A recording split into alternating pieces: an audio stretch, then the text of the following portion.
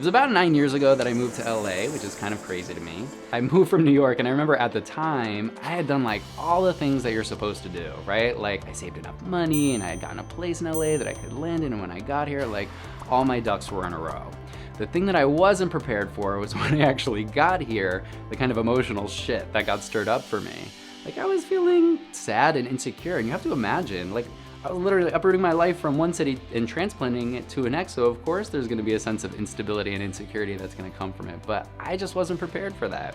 And I remember talking to a few people in my life at the time, kind of letting them know just how I was feeling and how I was struggling.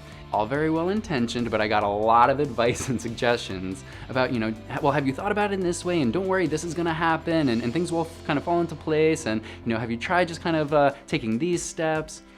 And I was kind of doing all of those things. So now, not only was I feeling sad and insecure, but I was also feeling broken, because the messaging that I was getting was, you should be able to think and act positively and in the right ways that can help you feel peaceful and secure. And that's not how I was feeling, because that's also bullshit. That's not how it works. And that is toxic positivity.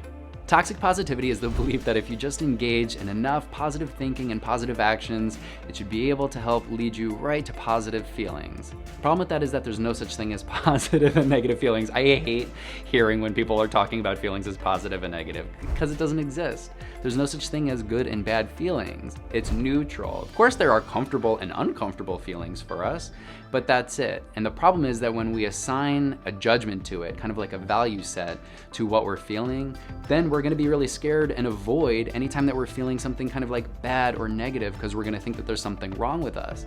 And then it doesn't give us a chance to just check in on what we are actually feeling, so we can deal with it and cope and process our way through it in more effective and healthy ways. Another layer of what can kind of make this problematic, especially for us gays, is that, we grew up internalizing homophobia.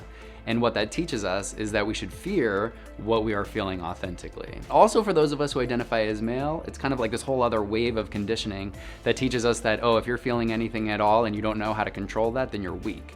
So it's kind of this double whammy that hits us, that has us really tempted to want to grasp for this kind of like belief, this idea that we can think and act our way out of any emotional discomfort. So what can we do? First, practice positive thinking. That's okay. It is a good thing and is helpful for us. Consciously remind yourself that you're enough, that you're good, that everything's gonna be okay, because it will.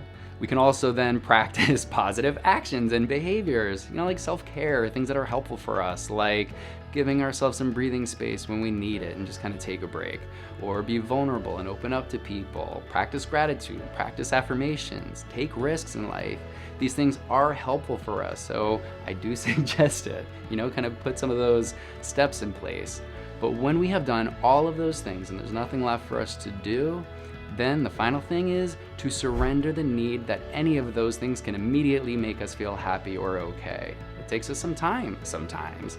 So we want to practice unconditional love and acceptance of ourselves. So when we have stuff that gets stirred up, ride that wave of emotion. Don't fight it. And eventually we will land back on shore.